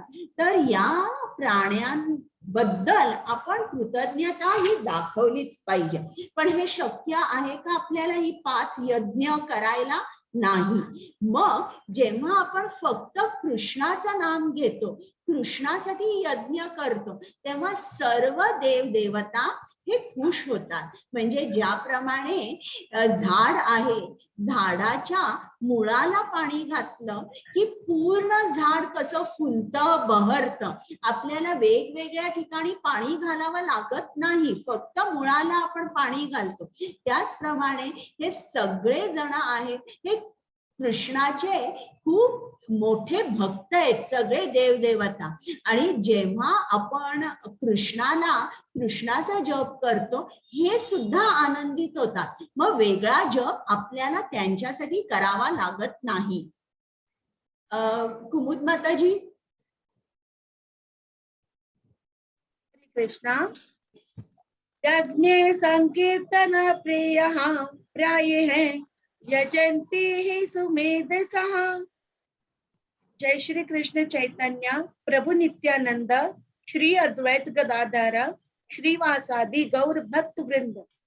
हरे कृष्ण कृष्ण कृष्ण हरे हरे, हरे राम राम राम हरे हरे। त्याचा आपण जाप नेहमी 1 से 8 वेळेस करायचा. हरे कृष्ण. आपण हरे कृष्णा मंत्र म्हणायच्या अगोदर चैतन्य महाप्रभू ज्यांनी आपल्याला मंत्र दिलेला आहे त्यांचे आपण आशीर्वाद घेतो आणि मग जप चालू करतो. तर हा जो मंत्र याला पंचतत्व मंत्र म्हणतात. जय श्री कृष्ण चैतन्य प्रभू नित्यानंद श्री अद्वैत गदाधर श्री वासादि गौर भक्तवृंद. आता हे सांगितलेलं आहे श्रीमद भागवतम मध्ये 11वा स्कंद 5वा अध्याय 32वा श्लोक. आणि इकडे भगवद्गीतेमध्ये अध्याय 10वा 25वा श्लोकामध्ये कृष्णाने सांगितलंय सर्व यज्ञांमध्ये मी जप आहे, मी पवित्र नामांचा जप आहे. हरे कृष्ण. हरे कृष्ण माताजी. श्लोक नंबर 19. म्हणून कर्मफलावर आसक्ती न ठेवता मनुष्याने कर्तव्य म्हणून कर्म केले पाहिजे, कारण अनासक्त होऊन कर्म केल्याने त्याला परमेश्वर प्राप्ती होते. हरे कृष्ण. आता इकडे कृष्ण एकसारखा सांगतोय फळाकडे बघू नका. तुम्ही फळाकडे एकसारखं बघत राहिला तर तुम्हाला माझी प्राप्ती होऊ शकणार नाही. आता मी तुम्हाला प्रश्न विचारते. 2 विद्यार्थी आहेत, एक विद्यार्थी आहे आणि तो अभ्यास करतोय. त्याच्या आईने त्याला सांगितलंय शाळा झाल्यावर घरी अभ्यास करायचा आणि त्याला आवाज येतोय बाहेर, मुलं खेळतायत, क्रिकेट खेळतायत, जोर जोराने ओरडतायत, शिट्या मारतायत. आता या मुलाला खूप खाली खेळायला जायचंय पण आईनी दामटून बसवलंय. तुम्ही मला सांगा याचं अभ्यास करण्यामध्ये लक्ष लागेल का? अनम्यूट करता येईल? नाही लागणार. नाही लागणार. नाही लागणार. त्याचं लक्ष कुठे असेल? खेळाकडे. त्याचं लक्ष लागणार नाही आणि त्याच्यामुळे तो अभ्यास करू शकणार नाही, त्याला ज्ञान मिळू शकणार नाही. त्याचप्रमाणे आपलंही तसंच होतं. अगदी आपण फळाकडे जेव्हा लक्ष ठेवतो मन आपलं अशांत राहतं आणि जेव्हा आपलं मन अशांत राहतं तेव्हा मात्र आपण अजिबात कृष्ण ज्ञान आहे ते सोसू शकत नाही. आपलं मन जणू काही असं एका दगडासारखं घट्ट होतं आणि ते कृष्ण ज्ञान सोसू शकत नाही. जोपर्यंत आपण फळाकडे आसक्त असतो, फळाकडे बघून कर्म करत असतो, तोपर्यंत ज्ञान आपल्या मनामध्ये शिरू शकत नाही. हरे कृष्ण. कुमुद माताजी. हरे कृष्णा. यज्ञाचरति श्रेष्ठः तत् तद्विवितरो जनः स यत् प्रमाणं कुरुते लोकस्तद् अनुवर्तते. हरे कृष्ण. हरे कृष्ण. श्रेष्ठ व्यक्ती जे जे करते त्याचे अनुकरण सामान्य जन करतात. आपल्या अनुसरणीय कृत्यांनी ती जे जे आदर्श घालून देते त्यानुसार सारे जग कार्य करते. हरे कृष्ण. आता इकडे आपल्या सर्वांमध्ये एक काय म्हणतात तसं सर्व मानवांमध्ये एक इनबिल्ट चिप असते बरं का. आपल्या मेंदूमध्ये म्हणा किंवा आपल्या मेमरीमध्ये म्हणा, आपल्याला रोल मॉडेल लागतो आणि आपण कोणाला तरी फॉलो करतो. हे आपल्या सर्वांमध्ये आहे. तर आता इकडे कृष्ण अर्जुनाला सांगतोय की तू रॉयल फॅमिली मधला आहेस, तू राजकुळातला आहेस, तू आदर्श आहेस, तू ज्याप्रमाणे वागणार आहे इतर तसेच वागणार आहे, तुझा आदर्श समोर ठेवणार आहे. तू तुझी ड्युटी व्यवस्थित केली, तुझ्या राज्यातले सगळे त्यांची ड्युटी व्यवस्थित करणार, अगदी घरातली गृहिणी सुद्धा. आणि जेव्हा प्रत्येक जण आपली ड्युटी व्यवस्थित करतो त्यावेळेला समाजामध्ये आनंद असतो, धर्म नांदतो, शांती असते. आणि जे अर्जुनाला चिंता होती वर्णसंकर म्हणजे अवांछित लोकसंख्या, तर कृष्ण म्हणतो अवांछित लोकसंख्या होणारच नाही, कारण तू तुझी ड्युटी करतोयस आणि तू आदर्श आहेस या सामान्य जनांसाठी. तर त्याप्रमाणे इतर सुद्धा वागतील आणि समाजामध्ये शांती असेल, आनंद असेल. तर इकडे बघा, आता जर तुम्ही असं क्लोजली बघितलं तर समजा जर एखादा एक मुलगा आहे, त्याचे आई वडील आहेत, दोघही खूप काम करतायत, अगदी काय फार हुशार नाहीयेत, आई घरी आहे पण घरी पण ती अगदी व्यवस्थित काम करते सकाळपासून अगदी रात्र होईपर्यंत.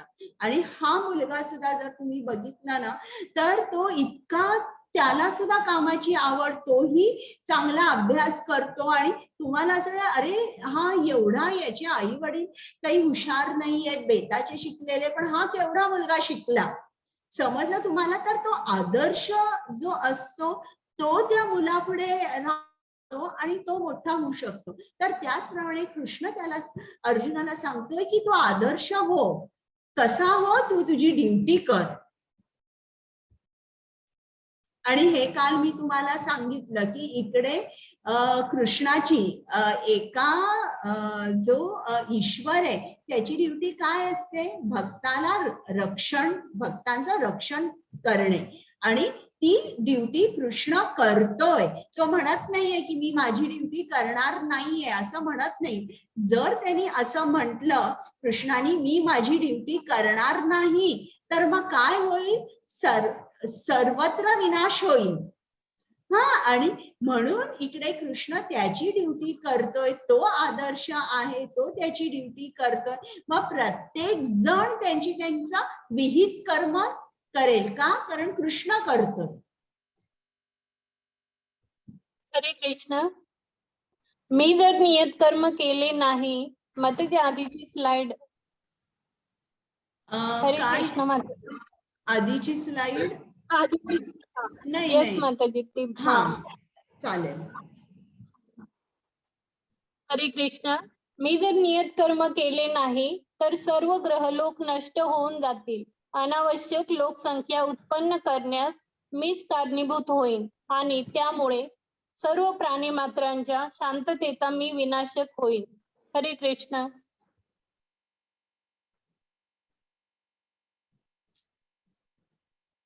हरे कृष्ण माताजी. श्लोक नंबर 26. नियत कर्माच्या फळामध्ये आसक्त असणाऱ्या अज्ञानी मनुष्याचे मन विचलित होऊ नये म्हणून विद्वान व्यक्तीने त्यांना कर्म थांबविण्यास प्रेरित करू नये. या उलट भक्तिभावाने कर्म करून त्याने त्या लोकांना कृष्ण भावनेच्या यथावकाश विकासासाठी सर्व प्रकारच्या कार्यामध्ये युक्त करावे. हरे कृष्ण. आता बघा इकडे याला आपण म्हणतो कम्युनिकेशन स्किल म्हणजे आपल्याला भगवद्गीतेत कसं बोलायचं हे सुद्धा कृष्ण सांगतोय. आता इकडे आपल्याला कृष्णाने सांगितलंय की तुम्ही कर्म करा, कर्म माझ्या आनंदासाठी करा, जे कर्म करता ते सुद्धा आनंदाने करा आणि फळ मला अर्पण करा. पण आता सगळेच लोक असं करू शकत नाही. काही जण आपल्या कर्म करतात पण फळाशी खूप आसक्त होतात. मग कृष्ण म्हणतो अर्जुना तू काय या सर्व लोकांना जे फळामध्ये खूप आसक्त आहे त्यांना जाऊन सांगशील का तुमचं जीवन निरर्थक आहे, तुम्ही मूर्ख आहात, तुम्ही कृष्णासाठी काही करत नाहीये आणि खरोखर तुमच्या जीवनाला काही अर्थ नाही, असं बोलाल का? नाही. आपल्याला इकडे समजतं की कृष्ण सांगतोय आपल्याला की तुम्ही असं बोलू नका, दुसऱ्यांचं मन दुखवू नका. आता तुम्हाला माहिती आहे की कृष्ण भावना भावी जीवन हे आपण सर्वांनी जगायलाच पाहिजे, इतर जगत नाहीयेत. मग त्यांना तुम्ही काय सांगा, त्यांना त्यांच्याकडे चांगलं बोला, त्यांना प्रेरणा द्या, वा वा तुम्ही किती छान कर्म करताय आणि हे जे तुम्ही कर्म करताय तुम्हाला त्याचं फळ तर मिळतच आहे, पण त्यातलं जे काय फळ मिळतंय त्यातलं थोडस तुम्ही कृष्णाला द्याल का? आता इकडे त्यांनी 2 उदाहरणं दिली आहे. एक शेतकरी आहे, तो आपल्या शेतावर काम करतोय, तर हा जो शेतकरी आहे त्याला आपण सांगू शकतो की तुझ्या शेतातलं थोडस धान्य तू कृष्ण मंदिरामध्ये देशील का, किंवा तू जेव्हा घरी हे धान्य घेऊन जाशील त्यातलं थोडस तुम्ही जे काय जेवणार आहात ते तुम्ही कृष्णाला अर्पण करू शकाल का? आणि ते आपण सांगायचं थोडस धान्य तुम्ही कृष्णाला अर्पण करू शकाल का? किंवा एक इकडे नारळवाला दाखवलेला आहे. आता हा जो आहे हा नारळ घेऊन विकतो, तर याला सांगायचं की तू एखादा तरी नारळ कृष्णाला त्याच्या मंदिरात अर्पण करशील का? तू खूप छान काम करतोयस. म्हणजे ते जे काय ऍक्टिव्हिटी करताय, जे काय कर्म करताय, पहिल्यांदा त्या कर्माची प्रशंसा करा आणि नंतर त्यांना विनंती करा की हे जे फळ तुम्हाला मिळतंय कर्मापासून हे तुम्ही थोडस अर्पण कराल का? असं अगदी त्यांच्याकडे जे फळामध्ये आसक्त आहेत त्यांना कधीही दुखवायचं नाही, त्यांचं दुखवून ते कृष्णाकडे येणार नाही, तर त्यांना चांगल्या तऱ्हेने अलगद रीतीने त्यांना आपण कृष्णापर्यंत घेऊन यायचंय. हरे कृष्ण. हरे कृष्ण माताजी. श्लोक नंबर 27. मिथ्या अहंकाराच्या प्रभावाने मोहित झालेला आत्मा स्वतःलाच कर्माचा कर्ता मानतो, पण वास्तविकपणे प्रकृतीच्या 3 गुणांद्वारे कर्म केली जातात. हरे कृष्ण. आता बघा, समजा जर तुमच्या अंगणात एक आंब्याचं झाड आहे, तुमचं झाड आहे, आणि येणारे जाणारे लोक जे आहे ते आले आणि आंबे काढून घेऊन लागले, तर आता तुम्ही काय म्हणाल बरं मला सांगा? गप्प बसाल की काय कराल? बोला. तुम्हाला अनम्यूट करायला येत आहे ना? हो माताजी.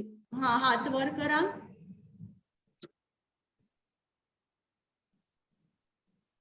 सुरेश प्रभूजी बोला. आपण प्रथम त्यांना तोडून देणार नाही माताजी. बरोबर. संदीप प्रभूजी बोला. जय कृष्ण माताजी. हा बोला. सुरुवातीला तर आपण त्यांना एखाद वेळी वगैरे नेत असेल तर काही म्हणणार नाही, नेहमी जर ते नेत असेल तर मग आपण काहीतरी त्यांना बोलणार होता. बरोबर आहे. म्हणजे आपण त्यांना सांगू की हे माझं झाड आहे आणि तुम्ही आम्हाला न सांगता का घेताय हे आंबे, असं तरी आपण म्हणू. हा, तर आता बघा, हे जे आंब्याचं झाड आहे हे आंब्याच्या झाडाला ऊन, पाऊस आणि माती या सर्वांचा प्रबंध कोणी केलेला आहे? कृष्णाने केलेला आहे. या सर्व गोष्टी कृष्ण पुरवतोय. ऊन तो देतोय, पावसाच्या रूपाने पाणी देतोय आणि माती सुद्धा ही सगळं हे कृष्णाने तयार केलेली आहे. बरं, आंब्याचा जो बाटा आहे किंवा आंब्याचं जे बीज आहे ते सुद्धा कृष्णानेच दिलेलं आहे. ते काय आपण आपलं डोकं लढवून लॅबोरेटरीमध्ये ते आंब्याचं बीज तयार केलेलं आहे का? नाही.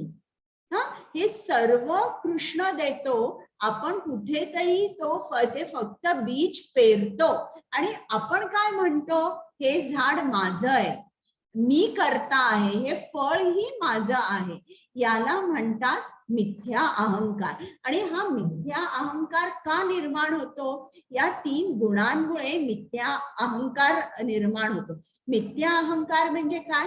मी करता, मी भोगता, याला म्हणतात मिथ्या अहंकार. आता बघा, आपण समजा जर समुद्र बघितलं तर समुद्रामध्ये लाटा असतात, त्या उसळत असतात वर, पण त्या लाटा कोणामुळे उसळतात? वाऱ्यामुळे आता किंवा प्रकृतीमुळे आपण असं म्हणूया. तर कर्ता ही कोण झाली? कर्ता ही प्रकृती झाली. आणि आता ती जी लाट आहे तिला वाटलं वा बघ मी किती वर उसळले.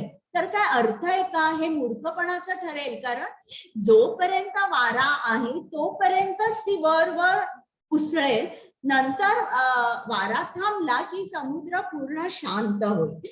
तर प्रकृती ही कर्ता आहे आणि 3 गुणांद्वारे ती काम आपल्याकडून करून घेते.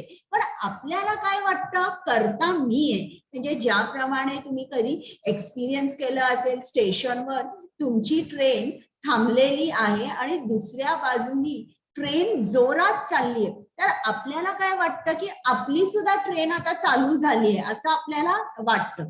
खरं आपली ट्रेन एका जागी स्टेशनरी आहे, ती हलत सुद्धा नाहीये. मग त्याचप्रमाणे आपला जो आत्मा आहे ना, तो त्या स्टेशनरी ट्रेन सारखा आहे, जी आगगाडी थांबलेली आहे आणि दुसरी ट्रेन जी चालली आहे ती प्रकृती आहे. पण त्या आत्म्याला काय वाटतं की मीच चाललेलो आहे, म्हणजे मी कर्ता आहे. खरं तर कर्ता कोण आहे? कर्ता प्रकृती आहे. 3 गुणांद्वारे ती आपल्यावर काम करत असते आणि ज्याच्यामुळे आपल्याला वाटतं की कर्ता मी आहे.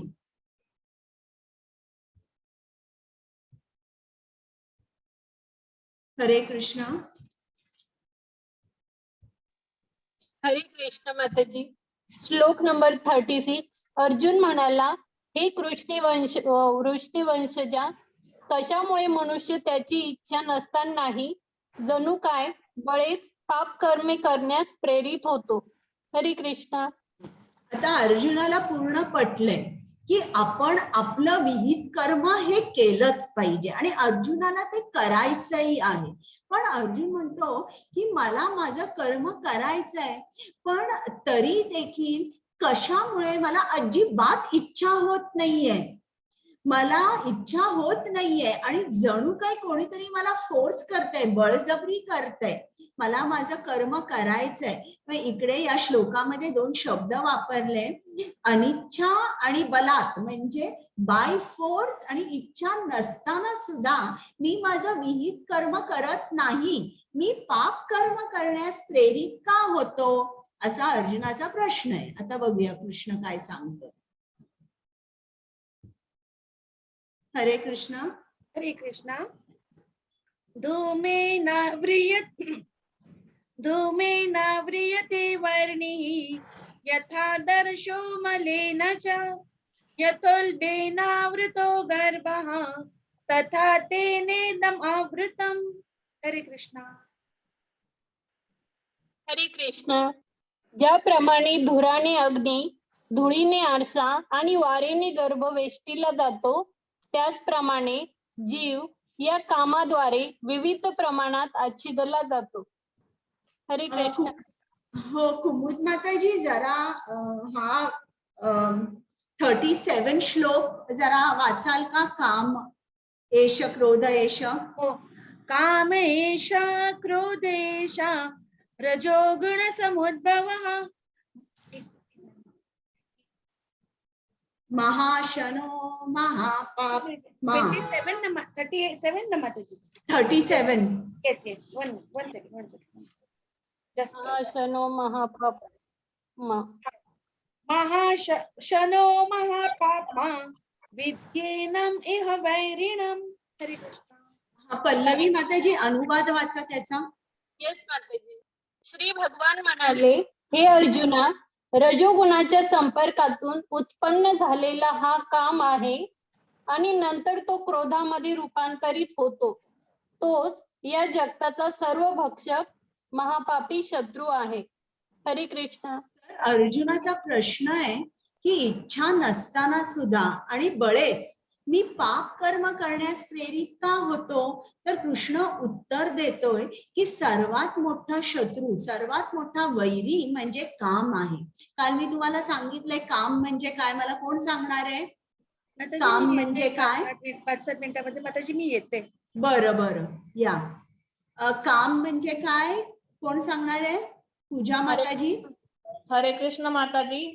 आपल्या इंद्रियांच्या ज्या काही इच्छा असतात त्या पूर्ण करण्यासाठी केल्या जाणाऱ्या गोष्टी म्हणजे काम. बरोबर आहे. आत्म इंद्रिय तृप्ती वांछा तारो नाम काम. म्हणजे आपल्या इंद्रियांची तृप्ती जे करून घेतो त्याला काम म्हणतात. आता हे काम करतं काय? काम कसं काम करतं हे मी तुम्हाला सांगते. आपली जी बुद्धी आहे ते हे जे काम आहे त्या ज्या असंख्य इच्छा आहेत त्या बुद्धीला पूर्ण आच्छादून टाकतात आणि त्याच्यामुळे बुद्धी काम करू शकत नाही. अशा वेळेला काय होतं, मन जे आहे, मन हे जणू काही राजा होतं आणि ते डायरेक्शन देतं. मग जेव्हा मन डायरेक्शन देतं आणि मनाला बुद्धीचा साथ नसतो तेव्हा आपण पापच कर्म करतो. आपल्या मनाला काय वाटतं ते आपण करतो. बुद्धी कुठेही तिकडे नसते. आता ज्याप्रमाणे सूर्य जेव्हा तुम्ही पावसाळ्यात बघा, आता या दिवसांमध्ये सूर्य जेव्हा काळ्या ढगांनी आच्छादून जातो तेव्हा सकाळी 8 वाजता सुद्धा आपल्याला वाटतं की रात्रीचे 8 झाले. इतका काळोख होतो, आपल्याला प्रकाश दिसत नाही. अगदी तद्वत आपल्याला आपली बुद्धी जेव्हा काम करत नाही, काम हे बुद्धीला पूर्ण आच्छादून टाकतं. बुद्धी काम करू शकत नाही. जेव्हा बुद्धी काम करू शकत नाही तेव्हा आपल्याला कृष्ण प्राप्ती होत नाही. आता कामाच्या ज्या डिग्र्या असतात त्या वेगवेगळ्या असतात. म्हणजे आपल्याला ताप आला ना की फोन केला तर डॉक्टर विचारतात किती ताप आहे, मग 100 आहे की 99 आहे की 102 103 आहे. मग त्यावर ते आपल्याला सांगतात की लगेच की तुम्ही काय करा. त्याचप्रमाणे काम पण जे आच्छादून टाकतं बुद्धीला त्याची डिग्री जी आहे ती वेगवेगळी आहे. जेव्हा आता आपल्या मनुष्य जन्मामध्ये त्यांनी याची तुलना केलेली आहे. आता हा मनुष्य जन्म आहे, हा प्रकाश आहे, ही अग्नी आहे आणि जिकडे आग असते तिकडे धूरही असतो आणि धूर या प्रकाशाला आच्छादून टाकतो. पण जरा पंखा दिल्यानंतर, वारा दिल्यानंतर आपल्याला प्रकाश दिसतो. त्याचप्रमाणे मनुष्य जीवनात ज्ञानाने आपण काम जे आहेत, आपल्या असंख्य इच्छा ज्या आहेत त्या आपण फुंकर मारून म्हणजे ज्ञानाने ते आपण बाजूला करू शकतो, टाकू शकतो आणि मग आपल्याला प्रकाश दिसतो, ज्ञान मिळतं, आपल्याला कृष्णाची प्राप्ती होऊ शकते. आता हे जे जीवन आहे, हा आरसा तुम्हाला दिसतोय त्याच्यावर धूळ आहे, ते म्हणजे पशु जीवन आहे. हा जो आरशाचं काम काय आहे की आपलं प्रतिबिंब आपल्याला आरशामध्ये दिसतं. पण जो धुळीने माखलेला आहे त्या आरशामध्ये आपल्याला आपलं प्रतिबिंब दिसत नाही. तर हा आरसा तुम्हाला साफ करायला चांगला सर्फ पावडर घ्यावी लागेल, चांगला स्क्रबर घ्यावा लागेल, चांगलं खूप वेळ तुम्हाला पुसून हा आरसा स्वच्छ केल्यानंतरच तुम्हाला तुमचं प्रतिबिंब दिसेल. म्हणजे ही गोष्ट अवघड आहे, फुंकर मारून होत नाही. याला पशुजीवन म्हणतात. आणि हे जे तुम्हाला वारेने गर्भ झाकलेला आहे, म्हणजे हे वृक्ष जीवन आहे. वृक्ष जीवनामध्ये आपल्याला काहीही आपण करू शकत नाही. वृक्ष जीवन आणि पशुजीवन मध्ये आपल्याला कृष्ण प्राप्ती होऊ शकत नाही. म्हणजे काम जेव्हा मनुष्यांमध्ये सुद्धा खूप काम आहे, खूप काम आहे. बुद्धी अशा तऱ्हेने आच्छादून जाते की जणू काही आपण द्विपद पशूंचं जीवन जगत असतो. हे झालेलं आहे आपलं वाचून. हरे कृष्ण.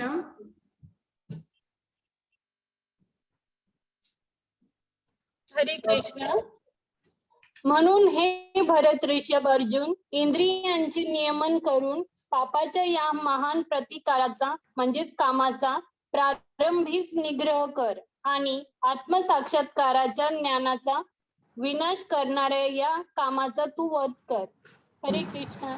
मग आता इकडे कृष्णाने अर्जुनाला काय सांगितलंय की तू इंद्रियांना संयमित ठेव आणि हे जे काम आहे त्याला प्रारंभीच तू मारून टाक. आता इकडे प्रारंभीच म्हणजे काय, अगदी लहान वयापासून, अगदी लहान वयापासून मुलांना कृष्णाच्या कथा सांगून संकीर्तन करून ही पालकांची जबाबदारी आहे की त्यांना कृष्ण कोण आहे कृष्णाकडे घेऊन जायचं.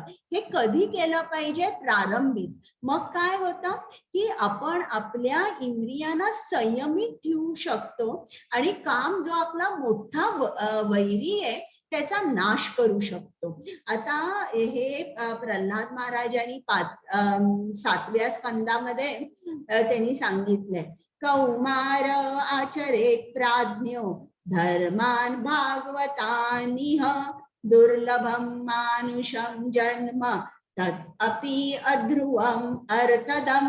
म्हणजे हा मनुष्य जन्म अतिशय दुर्लभ आहे. तर जो बुद्धिमान माणूस आहे तो अगदी लहान वयापासून संकीर्तन, जप किंवा कृष्णाकडे जाण्यासाठी धडपड करू शकतो.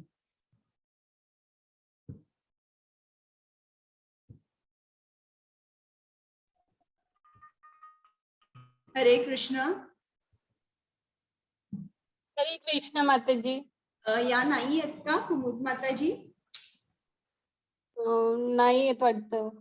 बरं, एक मिनिट मी वाचते. इंद्रियाणी 3.42 आहे का? येस माताजी. हा. इंद्रियाणी पराण्याहु इंद्रियेभ्य परं मनः मनस्सस्तु परा बुद्धिर् यो बुद्धे परस्तस्तु सः. हरे कृष्ण. कार्य करणारी इंद्रिय जड प्रकृतीपेक्षा श्रेष्ठ आहे. मन हे इंद्रियापेक्षाही श्रेष्ठ आहे व बुद्धी ही मनापेक्षाही श्रेष्ठ आहे आणि तो आत्मा बुद्धीपेक्षाही श्रेष्ठ आहे. हरे कृष्ण. म्हणजे कार्य करणारी इंद्रिये जड प्रकृतीपेक्षा श्रेष्ठ आहे. जड प्रकृती म्हणजे काय, जी निर्जीव आहे अशी प्रकृती, त्याच्यापेक्षा कार्य करणारी इंद्रिय श्रेष्ठ आहे. पण सर्वात श्रेष्ठ कोण आहे, आत्मा. आता आपण हे बघूया. हे बघा, आता इकडे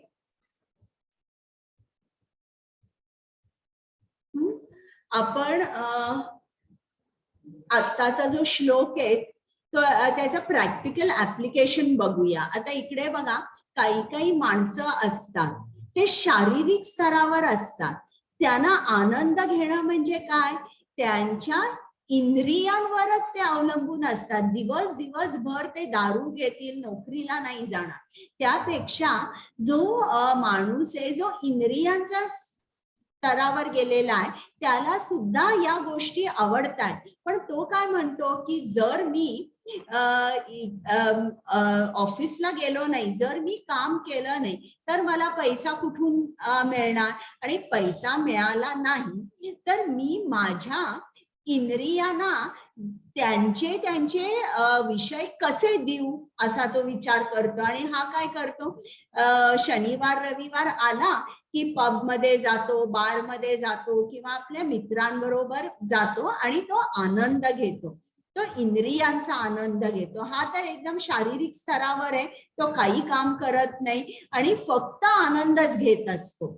आणि त्याच्यावर जो मानसिक स्तरावर आहे तो काय विचार करतो, अरे दारू घेऊन मी किती वेळ दारू घेऊ शकीन, 4 तास 5 तास 6 तास मी घेऊ शकत नाही. हा आनंद जो आहे हा अतिशय टेम्पररी आहे. मग हा माणूस काय करतो, एखादं चांगलं पुस्तक वाचतो, शास्त्रीय संगीत शिकतो, ऐकतो आणि याच्यातून त्याचा आनंद अनेक दिवस टिकतो. हा मानसिक स्तरावर असतो. आणि त्याच्याही पुढे हा जो आहे हा काय विचार करतो की मला आनंद मिळतोय पण तो काही दिवसांपुरताच मिळतोय. मग आता मला जर कायमचा आनंद पाहिजे असेल तर मी काय करू, मग तो अशा तऱ्हेची पुस्तकं वाचतो ज्याच्यावरून त्याला समजतं की मी गुरु केले पाहिजे. तो गुरुच्या शोधात जातो आणि जेव्हा तो गुरुच्या शोधात जातो तेव्हा मात्र तो आध्यात्मिक स्तरावर जातो, गुरु सांगितलेल्या आदेशांचं पालन करतो आणि त्याला कृष्ण प्राप्ती होते आणि त्याला अखंड आनंद मिळत राहतो, की जो अखंडित आहे हा आनंद त्याला मिळत राहतो. आता इकडे बघा, त्यांनी एक रथ दाखवलेला आहे आणि आपल्या शरीराची तुलना जी आहे ती एका रथाबरोबर केलेली आहे. आपली 5 इंद्रिये जी आहे ही रथाची 5 हे घोडे आहेत. प्रत्येक इंद्रियाला त्यांचे विषय हवे आहेत. डोळे आहेत, त्यांना सिनेमा बघायचा आहे. कान आहेत, त्यांना चुगली ऐकायची आहे इतरांची. जिव्हा आहे, तिला रेस्टॉरंट मध्ये जायचं आहे. स्पर्श, प्रत्येक माणसाला काय तर कुत्र्या मांजरांना सुद्धा प्रेम लागतं. तर याला हा पांढरा घोडा आहे, त्याला चांगला परिवार हवा. तर प्रत्येक घोड्यांचे विषय वेगवेगळे आहेत आणि ते वेगवेगळ्या दिशेना चाललेले आहेत. तर वेगवेगळ्या दिशेना चालले असल्यामुळे हा जो सारथी आहे, हा जो ज्याच्या हातात लगाम आहे त्याला हे सांभाळता येत नाहीयेत आणि त्याच्यामुळे जो पॅसेंजर आहे तो घाबरून बसलेला. तर ही 5 इंद्रिये झाली.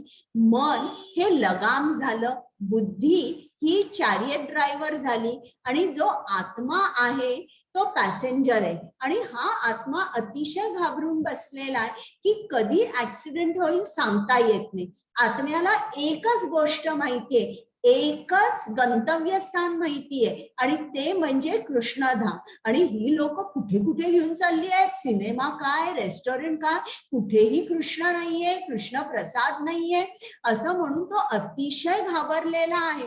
त्याला त्याचं घर माहितीये की हे कृष्णधाम आहे.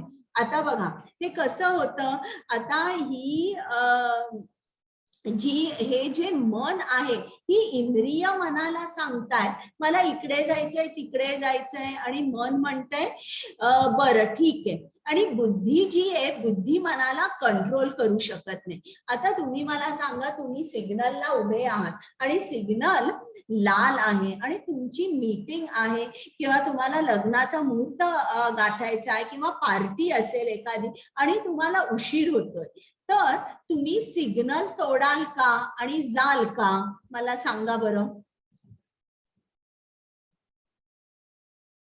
हात वर करा. नाही तोडू नाही. बरं, आणि दुसरं कोण सांगणार आहे की तुम्ही का सिग्नल नाही तोडणार? संदीप प्रभूजी. कारण हा, तुम्ही सिग्नल का नाही तोडणार? कारण का समोर जे सिग्नल दिला आहे तिथून दुसऱ्याला येण्या जाण्यासाठी दुसरं सिग्नल ओपन होत राहते, त्यामुळे आपण मंदातून जाऊ किंवा आपला अपघात होऊ शकते किंवा काही होऊ शकते, त्यामुळे आपण ते सिग्नल तोडू नये. बरोबर आहे. हा, तर आता तुम्ही एकदम तुमची बुद्धी निश्चयात्मक आहे. काही झालं तर सिग्नल तोडायचा नाही, कारण दोन गोष्टी होतील, अपघात तरी होईल नाहीतर पोलीस फाईन तरी करेल. आणि मी पोहोचणार होतो अमक्या वेळेला, पण आता मला तासभर उशीर होईल असं तुम्ही विचार करा.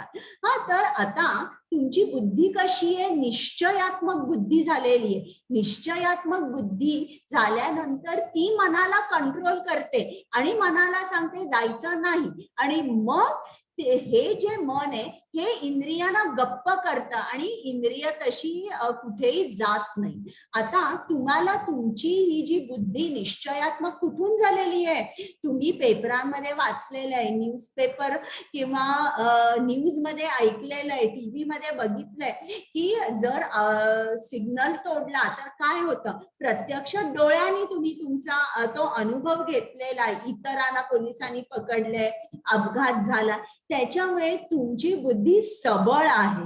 हा, आणि मग जेव्हा आता मात्र इंद्रियांचे जे विषय आहेत इकडे बुद्धी काय आहे? बुद्धी सबळ नाहीये. आणि मन त्याच्यामुळे मन इंद्रियांना डायरेक्शन देते, ठीक आहे तुला हे पाहिजे कर, तुला ते पाहिजे कर. बुद्धी सबळ का नाहीये? कारण तुम्ही शास्त्र वाचलेली नाहीये. बुद्धी सबळ केव्हा होते? जेव्हा आपण जप करतो, कृष्णप्रसाद खातो, जेव्हा आपण शास्त्र वाचतो, नियमित मंदिरात जातो, गुरूंच्या आज्ञेचं पालन करतो, अशाने बुद्धी इतकी सबळ होते. अशी बुद्धी इंद्रियांना कंट्रोल करू शकते.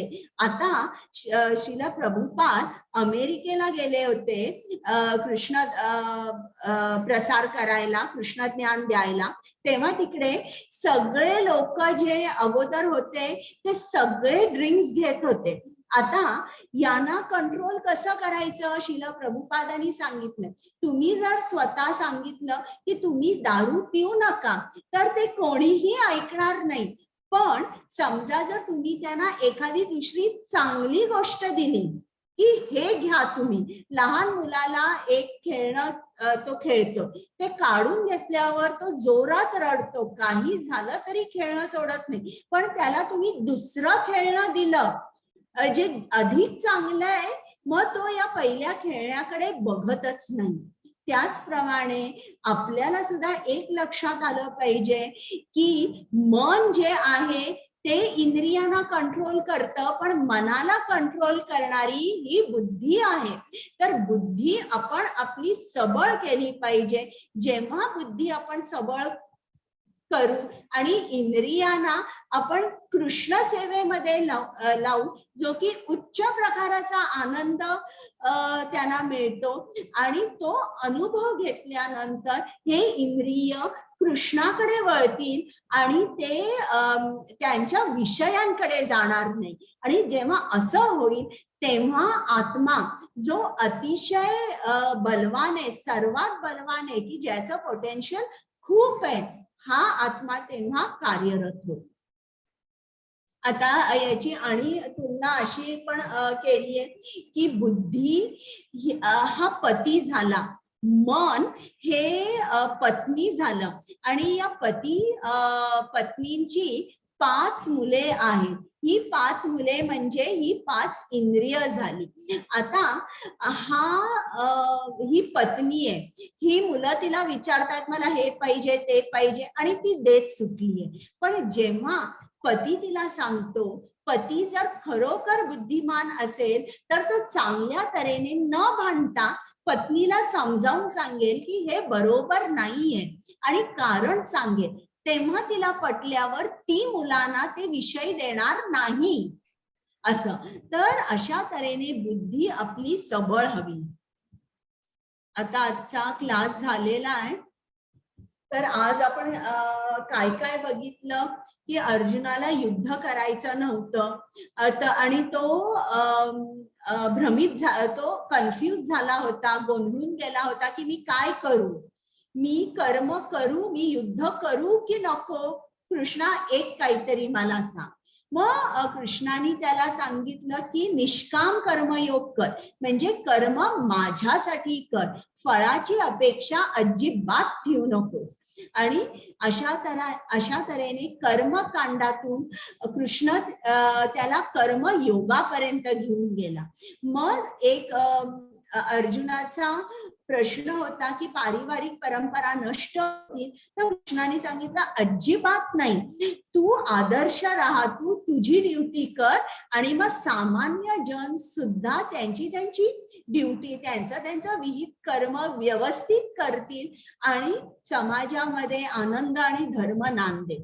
मग अर्जुनाने विचारलं मला माझी ड्युटी करायची आहे, पण सर्वात मोठा वैरी कोण आहे? मग कृष्णाने सांगितलं काम हा सर्वात मोठा शत्रू आहे. झालं आता आपलं. आता जिज्ञा माताजी आल्यात का? गीता महात्म्य म्हणाल्या. जिज्ञा माताजी रेकॉर्डिंग स्टॉप करायचंय. हा, ओके. हरे कृष्ण माताजी.